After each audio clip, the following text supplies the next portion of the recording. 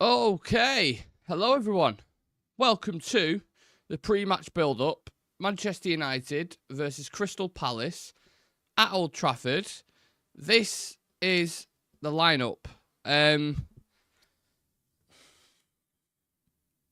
Not quite sure what to make of that, to be honest with you. As we always do, we'll go through the team individually. We'll give our opinions on why each individual is starting and the tactical side of it.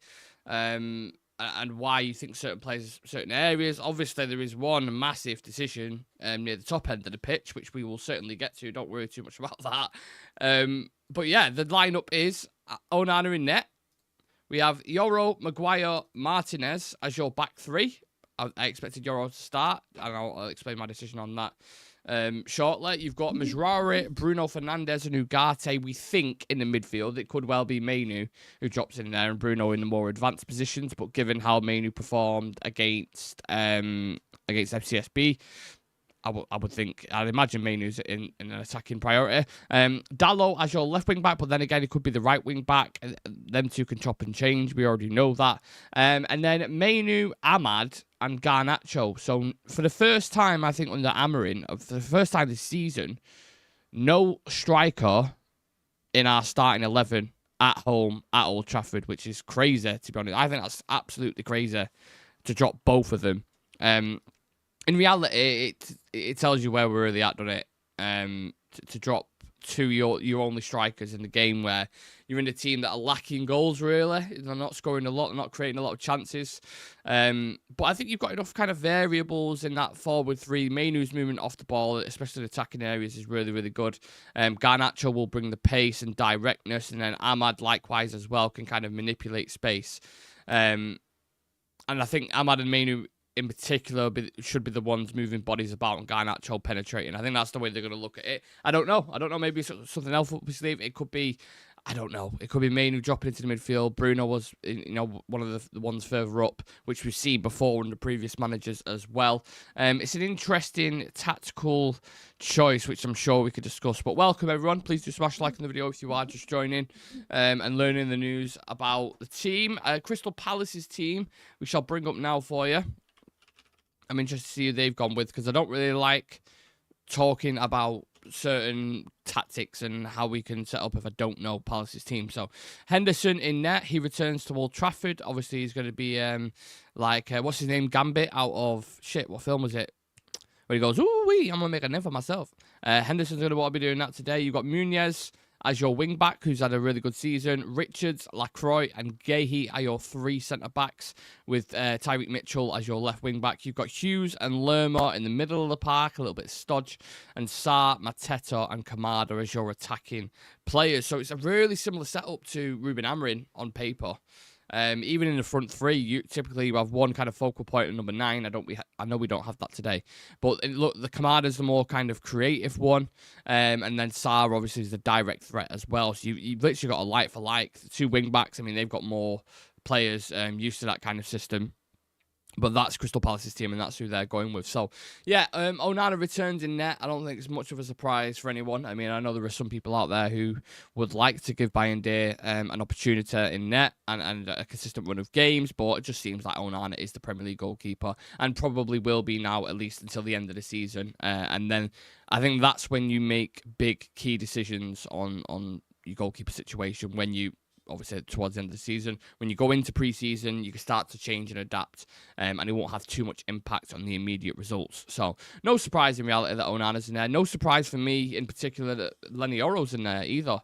If you look at how Crystal Palace set up, if you look at how Crystal Palace play, Lenny Yoro, I know people will bring up the Slimani situation where he got absolutely... Yeah, he got wrote off, didn't he? It was a tough night for him. He's very quick. But typically, he does defend spaces well. He is quick. He is strong. So it makes sense for me. Obviously, Dilit's played quite a lot of games as well for Yoro to come in and step in that position and help against the likes of Ismail Sarr, Mateta, and your wing-backs when they bomb forward as well. So that makes sense. Maguire, I knew he would be in there as well, just because of Mateta, the threat of him. He's a physical bruiserweight up top. He's starting to get into a bit more form now as well. So the likelihood is if Maguire's going to be defending the box a lot, he's probably the best option to go with to try and match Mateta, because Mateta's not the quickest. He's just really strong and physical. He's more of a target man, I would say. So I think Maguire's the perfect outfit to deal with that. Martinez has been in the form that he's in. He's shining at the moment, so there was no doubt. And obviously there's balance there, left-footed, progressive passes through the middle, stepping up forward, getting assists, getting goals. I mean, arguably he's one of our best goal threats at the minute, which is crazy to say, isn't it? 2025, Lissandro playing as a left-sided centre-half, and he's one of our biggest goal threats at the minute in the past couple of games, which is just crazy, innit? The wing backs is the one where that's where there's like the biggest kind of confusion, I want to say, because we've seen multiple times. I think Dalot personally is better on the right. I prefer him there. I want to see more from him going forward and attacking. A lot of these players don't seem like natural wing backs because they're the more defensive thinking first. They don't spring into action. They don't jump on a transition when it goes. They seem very coy and very kind of settled in the position, you know, not being risky, basically, which you need to be as a wing back, and you need to go at players 1v1, and certainly someone like a Patrick Dorgu coming in, who's just been made official today, could definitely be that kind of profile. But yeah, I'd assume, I would say personally Dalot on the right hand side, Majrari on the left. I think that's a better fit for me personally. Midfield, Ugarte comes back in, which is nice to see. He is the #1 sweeper in that midfield, whichever way you want to look at it. His metrics do not lie, and yeah, I'm all right with that. Ugarte in the middle, that's fine.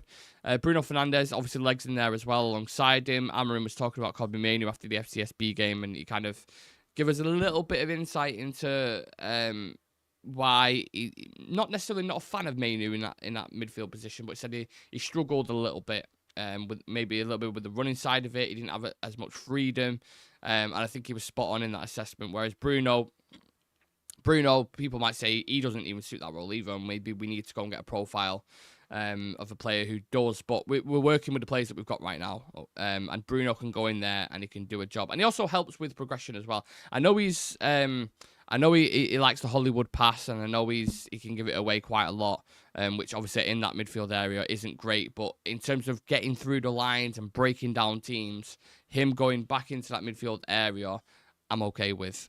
So Bruno, I'm not okay with it. I mean, it's the best option we've got at the minute. I would probably say them two. I don't know if you guys agree, but yeah. And then Mainoo, Ahmad, Garnacho, I'm fascinated to see how they get on. This could be a revelation. We could watch this game and be like, oh my God, that is the front three that we need.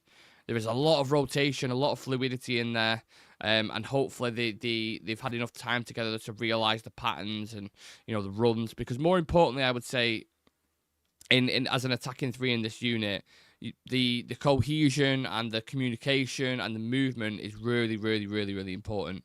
So I'm fascinated. I hope it's just not stale.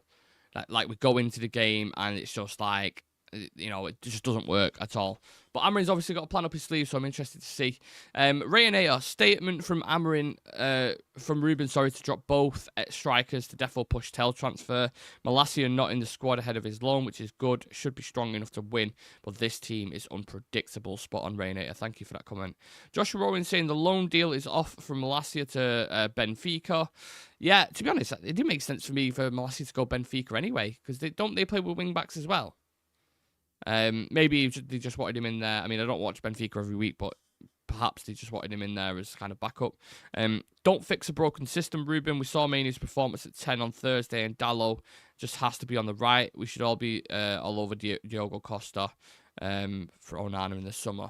Yeah, like I said, that goalkeeper situation is not going to be amended, is it, until summer? So it's not like there's no point kind of complaining about it, but it's just one of those things, and we can't change it in a minute. So it is what it is. I'm going forward. So yeah, I do agree with the perspective of the pressure side with it about the bringing Tel in. Maybe this is a message from Amorim to the board to say, I'm starting today's game without a out and out striker. I know I have to, but those two have 5 goals between them. Guess who else has 5 goals in the Premier League? Gvardiol, who's a centre back for Manchester City. He has more goals than both of our strikers, and the same amount as both our strikers combined. So that's a huge, huge issue. And yeah, let's hope we can get someone over the line like Matthias Tel, because Marcus Rashford to Aston Villa, as we spoke about yesterday, has been confirmed. He will be playing for them. No doubt in my mind he'll probably end up being successful there. The way Emery sets up, it's very quick transitions. and that suits him down to a T. Runners like Morgan Rogers, Ollie Watkins, I think he will fit in there perfectly. And look, people might say, why are you letting him go to Villa? Villa are above us and da-da-da. Listen, if he goes there and does really well, that's great for United because his value will go doop, doop, doop, doop, doop. And his profile will go doop, doop, doop, doop, doop. And teams around Europe, like he was already interested, your Dortmunds and your Milans and your Barcelonas, will then go, okay, he's back to the Rashford that we know we could have got out of him. He's worth going to buy. So if he raises his profile, if he gets back into form, it's just great for all parties. One, Marcus might with an outside chance, get into the World Cup, potentially, if he starts on fire for Aston Villa. Two, we get a lot more money for him, which is fantastic. Villa might even end up buying him themselves. It's a win-win. He was never going to play under Amorim. Amorim's going to get asked about it week in, week out, and it's just bores the life out of me. And I can't be asked for press conferences where they're not. You have fantastic journalists in there, like your Carl Ankers and Lorries, who are asking like good questions, and then you get someone like Custard going, "Do you not like Rashford?" That every week I cannot be bothered with. So the fact that he's gone to Aston Villa, I'm like, okay, cool. Let's see how he cooks over there, and let's see what he does. Just a quick one on the subs bench. We've got Bayern Day, Harrison, Lindelof, De Ligt, Casemiro, Collier, Ericsson, Højlund, and Xerxes. So at least you've got two strikers off the bench that you can bring on. If I was a betting man, and I don't think you can bet on these kind of things, maybe you can. One of those strikers is 100% gonna be subbed on, 1,000,000%. This will be a 45-minute experiment to see where we're at, how it clicks, and if it isn't working, one of those two lads are getting brought on for sure. But I'm really fascinated to see. I've gone with Ahmad as there because I think he's intelligent enough to play that role. But equally, it could be Garnacho as your. No, I don't think it will be. I don't know. What do you guys think? I want to hear everyone else's opinion on it. It's a difficult one, isn't it? Easy Nick, good afternoon to you, James. Hope you're good, mate. Especially with Rashford, for all his flaws going, we need to bring Tell in. I don't want Bailey from Villa at all. Yeah, I'm not on that Leon Bailey bandwagon. He is a good player and he is imaginative. But again, what I watched, he's more of a winger, innit? He's more like out 1v1. I don't know if he would fit in this system personally, or I don't know what they see. I don't know. It's interesting. I'm not a fan, and obviously he's got massive injury history as well. So imagine bringing him in. I know Nkunku has, but I'd much rather go for Nkunku than Baylor, and I don't think I need to elaborate on that or explain. I think you guys are smart enough to know why. 40 million option to buy though, Nick. Would you have had to accept that if someone else offered 45? Would we have to accept that if someone else offered? No, we don't have to accept anything. If Rashford does really well there, let's say he goes to Aston Villa now and he scores, I don't know, that's unrealistic, of course. But let's say he scores 20 goals from now to the end of the season, which won't happen. But Lingard scored 10, didn't he, I think, for West Ham. Let's say he goes there and does really, really well, and they're like, right, okay, we will buy him for 40. And United can turn around and go, well, no, because we've got offers from Barca, we've got offers from Dortmund, we've got other offers where they're saying 50, 60 million pounds. So if you want him, you're going to have to... And I'm not lifting up a man boob there, I'm going up your price, you know? Ahmad has done the striker role on loan, has he? At what club? Sunderland or Rangers? I've not seen him do that role before.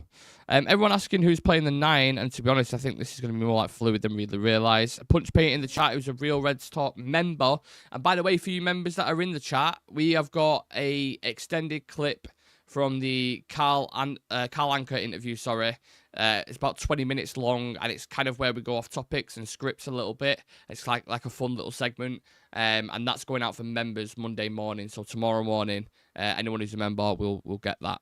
Will get access to that. It's about £3 a month. Look, we live in a world where the inflation is incredible. Prices of everything are ridiculous. I mean, you're getting security tags on butter nowadays and shit like that. I've told the story the other day on a live, but I was in Asda, right? Slightly going off topic here, but I was in Asda and I saw a packet of butter. This is how you know it's 2025, people. A packet of butter on sale for £6.85. £6.85, right?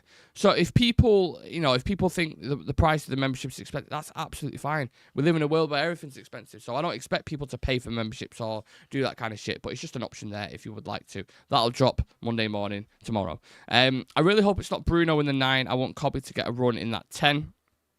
I'm sick of him not beating the front post on corners and set pieces punch. It's driving me mad. Sorry, I didn't read Punch Paint's comment out. Big up, Nick. March is on. I'm hoping Bruno doesn't take every free kick today. Yeah, that's do you know what? You brought up a fantastic point there, Punch Paint. I think Bruno Fernandes on set pieces is irritating. I can't remember the last time, he scored a free kick. And I know free kicks are hard to score. I know you don't score them all the time. They are difficult. Cristiano Ronaldo always took free kicks and his record wasn't great either, was it? So, yeah, Bruno, I just don't like at all. I look at the way Declan Rice, for example, takes a corner for Arsenal, and I'm like, that's what we need. His delivery, and Saka's delivery as well, is on the money every single time. I remember Ralph Rangnick, when he came in as the interim at Man United, and he was talking about set pieces, how if you can get to a level like Arsenal are, let's say, for example, who are really good at them, then you can increase, they could become 25% of your goals for the season. I don't know how many set pieces we've scored this season, but it's not a lot, is it? It's not a lot. Off the top of my head, trying to think of the last time. The only one that sticks in my head is the one against Villa, where Højlund scores. I know we've scored since that. The late Southampton, I want to say.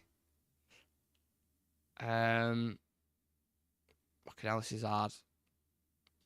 I know there was a free kick that we scored from as well.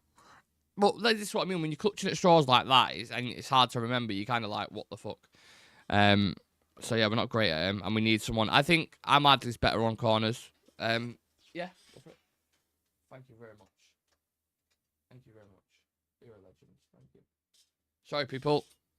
The wonderful, beautiful girlfriend has brought me some food. I hope you don't mind.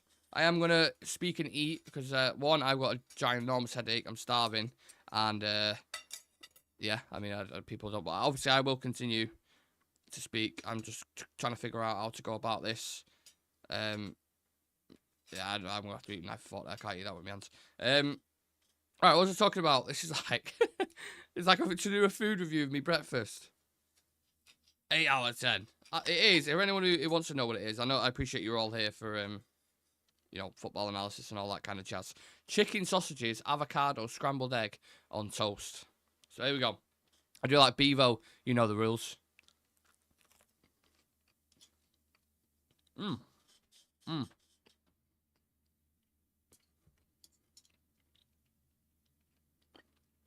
Mmm. 8 out of 10. One sec. Now for the taste test. Swill it down, all that.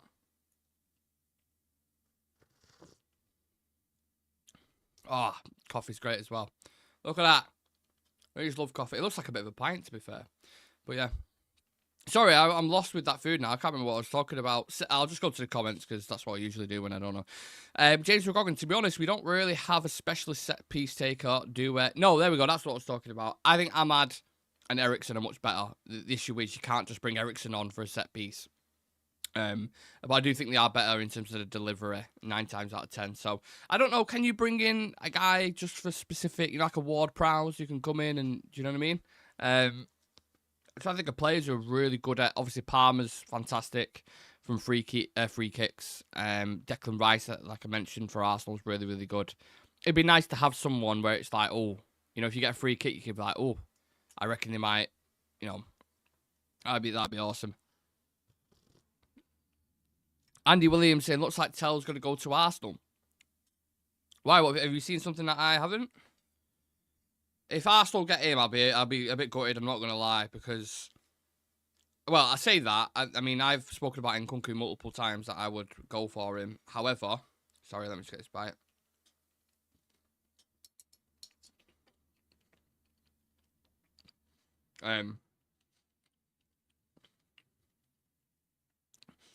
I think if Arsenal get him, I think he'd be a really good player for them. I like his profile.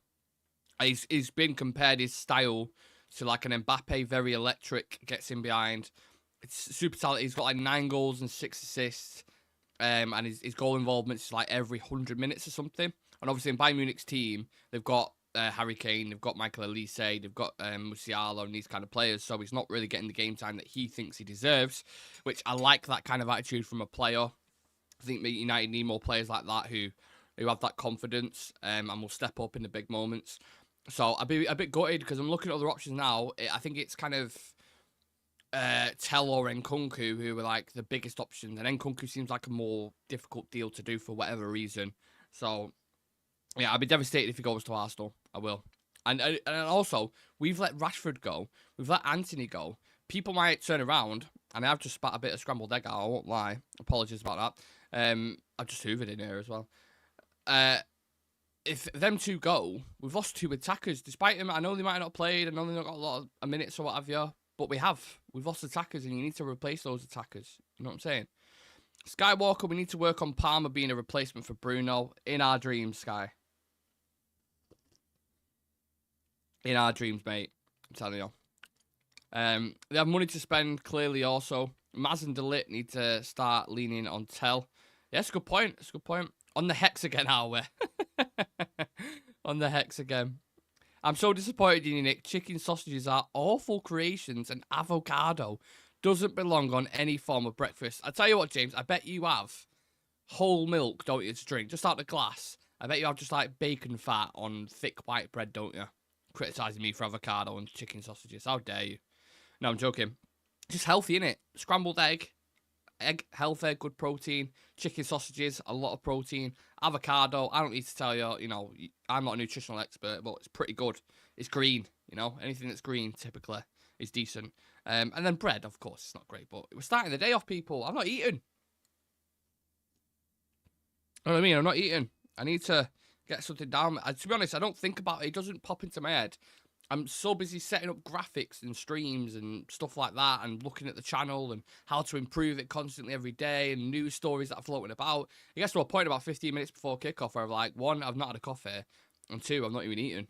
So I'm very lucky enough to have a wonderful girlfriend who brings me food whilst I'm alive. So very, very grateful for her. I'm just starving. I'm absolutely starving. You know, like, you can try and do something as much as you want, and you can be persistent with it. But when you're hungry, man, you're just hungry, innit? You know what I mean? Like, it's on your mind constantly.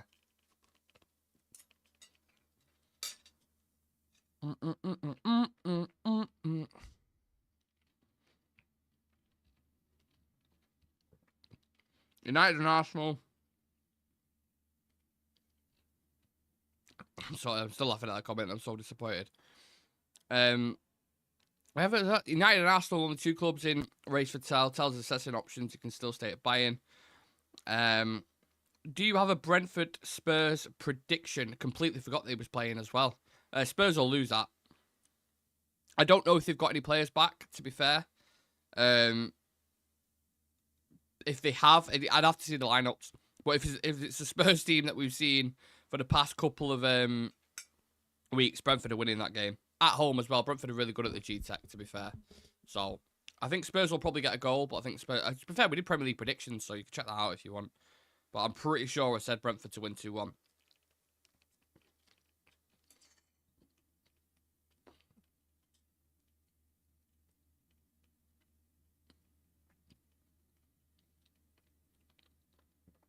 Angelino, will Heaven be an important first-team player? So, he's been ironed out as someone who could potentially step in if Martinez was to, you know, I mean, touch wood, ever get an injury or be out for a while. He's more suited to that kind of side. So, left-sided centre-half, he's perfect for that role. He's played it before.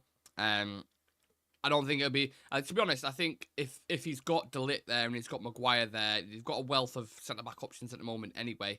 I'm not sure what happened to Lindelof, by the way, if he's still kind of floating about, what have you. Johnny Evans is still at the club as well. I think maybe, just in my opinion, they would go more towards the experienced ones. If it's a cup game, potentially get away with it and you could start him. I think the summer is when you'll see Aiden Heaven properly. as a player, and then he'll be integrated into the squad. Also, James, I don't know if it's Haven or Haven or Havan or I don't have a clue. I'm just calling him Heaven. We're in heaven, Aiden, you're all that I want. When you're lying here in my arms, I'm finding it hard to believe we signed Heaven. That's off the top of my head, by the way. There's a chant for him. Van der Ven was back Thursday and not even in the squad today. Anne's turning all the Spurs hamstrings into cheese strings. Good fuel, most important meal of the day. Here we go, punch paint. Ahmad got his avocado this morning. He's told Amarin he can play anywhere, and I'm feeling dangerous. Avocado's favourite music is guac and roll. Wow. I am loving that punch. I don't know if you've had the strong coffee this morning, but I'm loving it. Ba-da-ba-ba-ba. I'm loving it. Right. You know the rules, people. Let's get back into the food. How is that guy, by the way? Sorry, people, if they come for proper football analysis. It's turning into like a chat, innit? How on earth is Bevo famous? Can I just say that? That man would do anything for clout.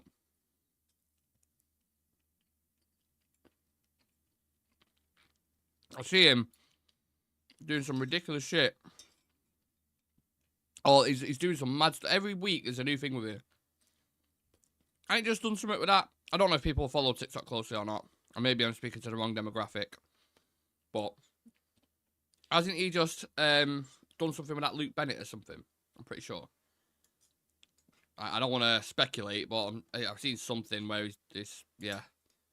Like, you know the rules. Bit bizarre. Anyhow. So this is Dallow's last game since Dorgan was signed. Oh. Listen. For the better or worse, whatever people think about Diego Dalot, I see him being a part of the furniture for a long time. I know people might not like to hear that. I don't think we would sell him. I think we'd keep Dalot for the next couple of years. Even as a squad rotational player. Then maybe it gets to a point where he turns around and he says, I want more minutes, I deserve more minutes, which he probably will do. I mean, he's 25, 26 now, so you're just getting into your so-called prime years. But I don't know, I just feel like Dalot will just be around for ages. Just do. I pray that we at least make it to the top 6 this season. No chance. No chance. I know we're building a bit of form now at the moment, but it's so hard to trust this team. Especially you look at our home form, how much we struggled against Bournemouth 3-0. I know they're flying at the minute. I know they beat Forest 3-0. I know they give Liverpool a good game. They are a very good team. But again, to be beaten at home by Bournemouth 3-0, not great. The Brighton game, they've just been dismantled by Nottingham Forest. And we lost to them at home. I'm trying to think of other results that we had been really underwhelming at home. I'm trying to think December. Like, we're just not a fortress at all. And that's the biggest issue. Obviously, we're going away and doing bits. But importance for points in the Premier League is the majority of them come at home, or they should do. Especially when you have a stadium like Old Trafford, right? Excuse me for this. This is a big bite, so... Here we go. Seeing that? That's a big one, isn't it? I don't know. I don't know if I can do that. Ah.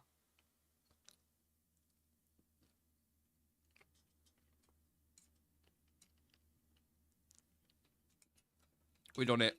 We done it, people. Together we made it. We made it even though we had a best against the wall. So yeah. Anyway. Let's talk about Crystal Palace. Because I don't feel like we've done enough about them. It's just kind of me eating food, so apologies. Like I said, I'm starving. So, obviously, they set up in a similar system to us, okay? 3-4-2-1, 3-4-3, whatever you want to call it. Their current form at the minute, 3 wins, 2 draws, 1 loss against Brentford in game week 23 that's just gone. 9 games unbeaten away from home. That's not to say they haven't been beaten away. I think they have. But I'm saying like they've gone away 9 times in the season, which is almost half the games, and they've been unbeaten, so they've drew you know, and given our form at Old Trafford, that's why I'm worried. And given the fact that they're a bogey team as well, by the way, which we've not even touched on, we've struggled against them. I can't remember the last time we beat them. Obviously, you had the performance under Eric Ten Hag where we lost 4-0, which was like one of the biggest standout results still in the past couple of years. You had the 0-0. You've had the one where Casemiro got sent off for gripping Will Hughes. And then since then, we've seen similar incidents where people don't get sent off. Consistency, I know. Where is it? Non-existent. So they have been a bogey team for us. We know what to expect from Crystal Palace. If you've watched them under Glasner before, high intensity, aggressive. They press really well. The quick transitions, not necessarily a possession-based team. They're going to try and win the ball back quickly with their organisation, win it back, and then quick transitions, vertical passes, dynamic movement. That is Crystal Palace basically in a nutshell. They're defensively solid for the most part in terms of being compact. And obviously they rely on their kind of athletic players to do the bits when they're going forward. So they've got Mateta, who's a bruiser. We know this. Target man, physical, touched on him. Ismail Sarr, rapid. Kamada can be, you know, nippy and creative. Not having Eze is a positive. He's a tricky customer. He'd be another one to deal with, especially for the centre-back, where he's just like, ugh. He's that extra kind of jack in the box where you don't want him on there. So the fact that he's injured in the context of this game is great. The one thing I will say about Crystal Palace, though, if you are trying to get at them, rather than just focusing on their strengths and what they're good at, where you can get at them, because they do focus on these kind of quick transitions, they can be vulnerable when you press them. Because when they're trying to build up from the back, they're not great. They rely on transitions, so they can be a little bit shaky. If you aggressively press them, if Ahmad's on it and Garnacho's on it and Mainoo's on it, and you really force them, you can force issues. And that's where you can get, I think. And you can also counter their counters, which sounds a bit mad, like an Einstein theory, but you can. There's space there. And United will know that. In terms of Mateta, 8 goals this season so far. Ismail Sarr, much like I said about... Who did we play last time? I'm always worried about him. He will be. I'm always worried about Sarr when we play him. He's rapid. And depending on what side, I believe probably on the right-hand side, so Martinez and Dalot... we'll have some kind of dealings there. Maybe you guys sitting back a bit as well. But yeah, they aren't the same team that they was at the start of the season. They're completely different. Obviously, they sold people like like Elise. Joaquin Anderson was an important cog to how they were setting up. He's gone to Fulham. They've let important players go. But they're still a very, very good team. So don't get that twisted. Right, let me eat this last bit and then I can just... This to people, I'm just going to apologise in advance. It's not going to look great, okay? It's just not, but I just want to get it over and done with, and then we can, you know what I'm saying?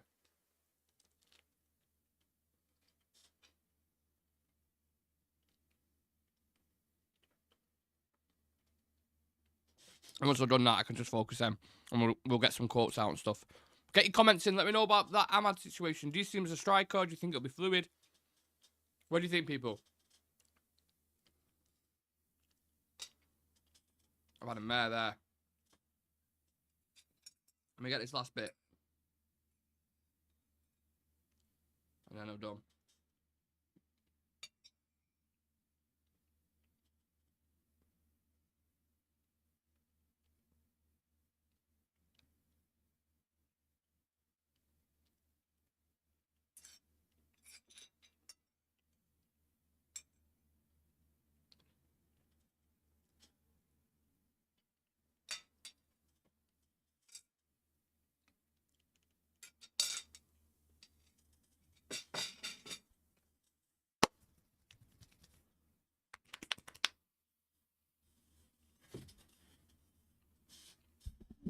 Right.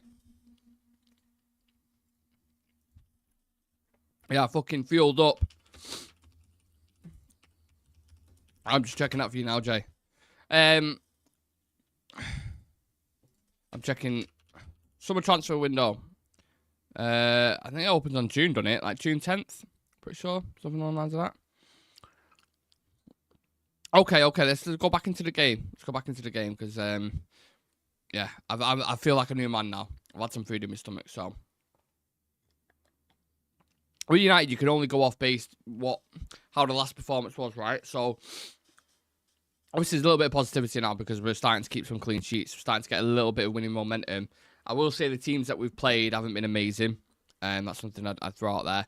FCSB was more encouraging, and I think simply because of the fact of in the attacking areas, I felt like there was more, and mainly was a big part of that, obviously getting a goal and an assist. But it felt like Garnacho was adapting slightly more to that role.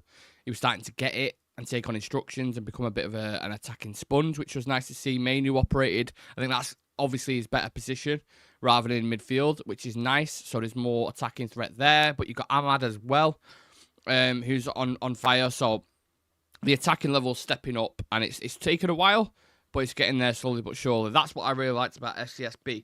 Don't forget, they still had a massive chance. I remember the first half, they had a free kick, didn't they? Crossed in, and the guy literally clipped onto his foot, and it just went wide of the post by about that much. They had the bar as well. Like, they had big opportunities. I always think context in the game is important. People always like kind of forget about the actual performance, and then they'll just look at the result and be like, right, we've won 2 or we've won 3 in a row. We've kept clean sheets. Context is really, really important with this team, because if Palace have the chances, if Mateta has the chances, for example, that some of the players miss for FCSB, he will take them ultimately. Because just better quality players. So we need to. I'm hoping. I don't think they will, but I'm hoping United players aren't going into this thinking the tails are up and we're back and all that kind of. No, this will be a grind of a game because Palace typically years we've not beaten for ages, apart from the cup obviously, but in the Premier League we haven't beaten for a while in the past 4 games. I want to say. I don't think actually when the last time we beat him, did Ten Hag ever beat Palace? Surely he must have done, right? But yeah, we have teams that come up in the season where we know we've struggled against them before. Brighton is one. Crystal Palace is always one as well. They're the 2 teams where I'm like, ugh. So forgive me for not feeling as positive about this game. I think it's going to be a bit of a grit. I think it's going to be a bit of a grind. But maybe we'll just do it. Palace have kept clean sheets in the last 3 meetings with United. Today we break that trend. That is crazy, isn't it? Eze's on the bench, bro. That's what I mean, but he's not starting. So he'll probably come off the bench and have impact. But yeah. Adam Wharton is back, first game since late October. Completely forgot about him. I know, do you remember that hype last season? Obviously, he went to the Euros as well. There was a lot of very credible journalists talking about how there's going to be a big queue for him in the summer. And then obviously he picked up a big injury as well, didn't he? So yeah, big fan of Adam Wharton. I think he's a really, really good player.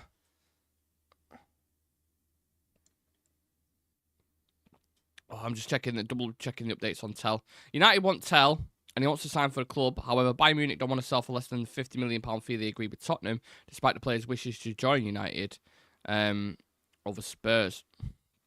Some quotes from Ruben Amorim on Palace. They are really comfortable playing away, and we want to improve at home with our fans, so we just have to be a little bit humble, but also a little bit arrogant with the ball. Like, I have a personality, so we'll try to show that today. Oh, Evan Ferguson to West Ham. Here we go. Didn't have that on my bingo card either. Crazy. He's another one who went really quiet, isn't he? On Mainoo, Amorim saying a very good one against one near the box, so he's creative, and we need some creativity sometimes in the last third. I really like him with the ball. Sometimes you have more space in the build-up phase. Sometimes you have more space between the lines. I think he's a good player because he can hold the ball, and sometimes we can start the play. Yeah, spot on. But then when the ball reaches some levels, and especially between the lines, we have some problems. So Kobe Mainoo is also there to provide that. Like fit, man. Fits really well. The rotation is mainly the idea. It's system against system. Try to take some reference. Try to play in different positions to create some danger. Also, we need to improve the way we take the game to the last third. So we need to have more possession. So that is the idea. Going to try to dominate Crystal Palace at home, of course. I love it, Amorim. I love it. Let's hope the players can implement it and it's not all lip service. Not from you. I know what you want to try to do, but yeah. I'm thinking if Ineos can make funds available using this window, they can act before June the 30th and beat everyone to the punch for Quenda. And Gyökeres, the other, will wait for July. Starman for me today is Ugarte. You got to fight for your right for Ugarte. I'm positive Eze is missing. Brighton have had bad window for once. How they didn't accept that 90 mil. Crazy. I was so surprised, at them against Nottingham Forest yesterday. They was awful. Absolutely awful. Naive in the way that he was defending. Just completely collapsed. And it's even more disappointing because we played them recently. They fucking played us off the park, basically.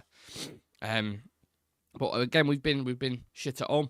I think when talking about this game, it's important. Again, perspective is always important. Crystal Palace can go above us If they beat us today, they go above us in the league. Okay, so think of the shocking start they had to the season, how bad they've been. People talk about them as like relegation contenders. If they beat us, they go above us, right? If we beat them, we go above Brentford, 1 point behind Brighton. If Brentford lose to Spurs, which I don't know if that's going to happen. I don't think so. I'd probably say Brentford are going to win that game. So it's starting to become now, when you get into game week 24, really important that you start to push into that top half if you want a top half finish, which is just crazy saying anyway that we're aiming for that. But that is the reality that we're in. So you have to start winning games like this. At home to Palace, you should be getting 3 points. I don't care if they're a bogey team or not.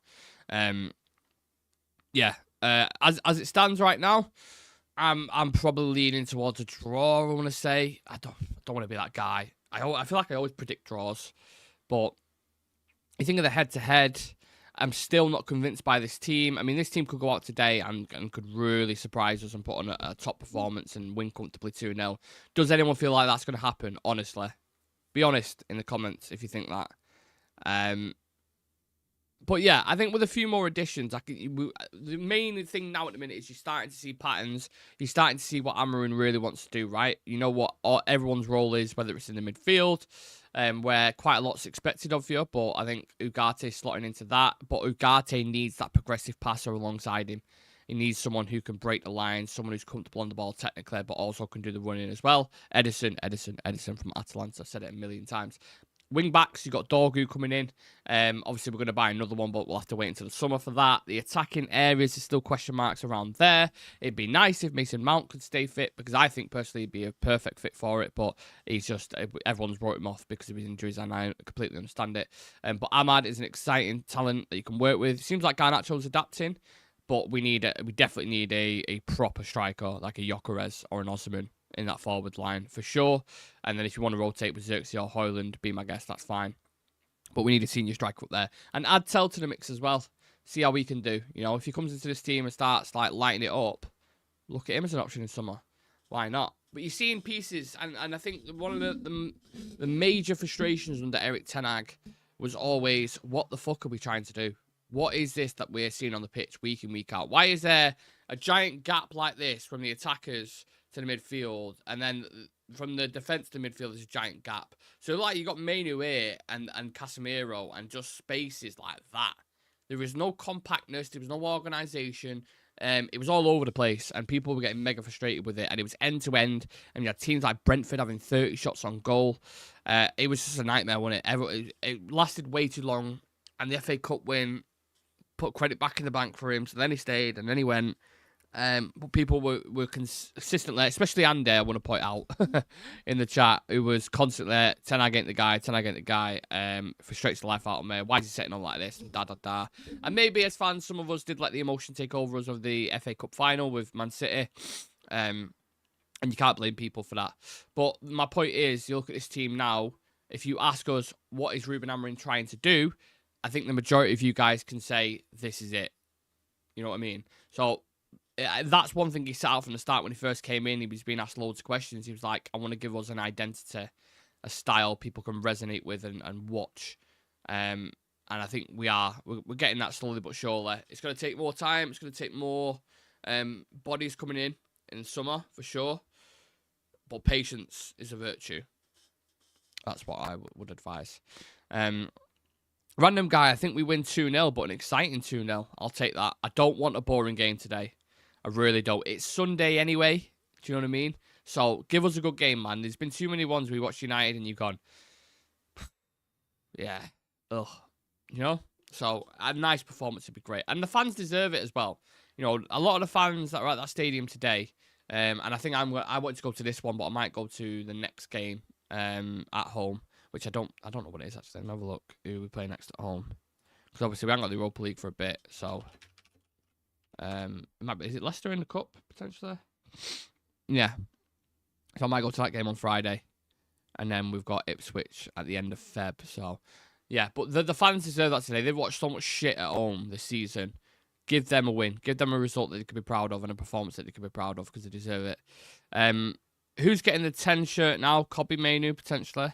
I think nobody takes the 10. It'll stay vacant for a while. Onana's my worry. Hopefully we get double save versus Crystal Palace. Yeah, remember that against Eze. If Onana has a stinker today, I think it'll be his last game, his first choice. Let's not put that into the air. I can't be asked with a mistake myself, people. But start getting your betting slips in as well. Adam saying, didn't Palace do the double on us last year? Yep. I don't know if they did double. They beat us away. No, they did. I think, yeah, they beat us at home, but then we beat them in the cup a week later. I think it was Amrabat's first game. Wow, remember him, Amrabat. Referees, John Brooks, hasn't exactly covered himself in glory, but could be worse. Right, yeah, let's do the betting slips then. So I'm going to go with... Oh, tough one. I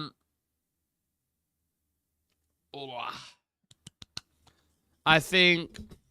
And get yours in as well, people. By the way, there's 4 of us live for the post-match review after it. So me, Shreyas, Sam, and Chive are all live. It could get interesting after this game against Crystal Palace, so make sure you come and join us for that. But I think both teams, I'll put it in the chat, both teams to score. I think Lissandro, yellow, with Sarr playing on the right. I think... So I'd find Ahmad to score or assist. And then one more. Bruno, 2 fouls. There you go. There's me betting slip if I was to put it on today, which I'm probably going to be fair. I can see that happening. But then again, I'm like, I could really easily see a 0-0. I could just see a team, because they both set up in a similar system. I could see them both like cancelling each other out. So, I don't know. You have to stick with your guns in it. I'll go with that. I think maybe subs could be interested in this one. A couple of players off the bench could definitely have an impact. I mean, if you're a striker, if you're Xerxes and Oyland now sat next to each other, you're going, bro, what are we doing here? Why is not even one of us playing? I'll tell you why, lads. Because you've got 5 goals between you. That's why. You're not scoring enough. So, my main focus straight off the bat, as soon as this game kicks off, I'm going to be looking at that front 3 and seeing how that's kind of operating and how that's functioning. And I'll be making me notes. And I'll be making me notes on the performance. And we will be back to discuss the game in full. But before we head off, I want to see some people's betting slips. So put it in. Or just give us something that you see happening in the game today. What do you think? And score predictions as well, because I think only Random has put his in. James saying, genuinely think we need 4 wing backs. Jesus. 2 slightly more defensive left back types, 2 attacking winger types. That's fair. That's fair. We need a lot of players, don't we? A lot of players. It's going to take a good few transfer windows, this. But as they say, Mr. McGrogan, James, I was going to say James wasn't built in a day then. Well, technically he was, wasn't you? If you think about parents and then, yeah. In general, not just you, James. But I think Rome wasn't built in a day, so we'll take our time. Fan, 1994, going 2-1, Crystal Palace. Straight off the bat, with that negative energy. But I get it. Garnacho to assist Mainu. Ugarte, yellow card. Onana, yellow card. Is that because of time wasting? Or is that because he's fouled someone? If he's fouled someone, it's probably going to be a penalty, so I hope not. Xerxes scores off the bench. 2-0 to Manchester United. A clean sheet again. Very interesting. I've not had any players in my team, in my fantasy team, apart from Amad Diallo. So I'm not thinking about putting any defenders in there. Bruno, 7 dummies spat out. Bruno not beating the first man on the set piece 7 times, and Garnacho with 3 standing. Imagine if you could put bets on that. I know some companies have like mad bets where you could say if he takes his shirt off to celebrate or something, don't they? But imagine you could do that. Bruno to moan at the ref 3 or 4 more times. I mean, that'd be evens. You wouldn't even make any money on that, I don't think. Just about like 1 to 7 or something. Yeah, he won't make no money on that whatsoever. Okay, I'll leave it at that, guys. Go and enjoy the game if you can. We are all hoping for a really, really good performance. Let's see how that front 3 works. Let's see if we look leggy. Let's see if Palace, if they're, really up for this game. Or it might just be a stalemate. I'm not entirely sure. I'm going to go watch it. I'm going to go make my thoughts and assessments as I'm watching it. Make sure you come and join us back. Me, Shreyas, Chive, and Sam will all be breaking this game down as soon as it finishes. Do not miss it. Subscribe to the channel. Smash a like on the video. I'll see you shortly, lads. Enjoy, everyone.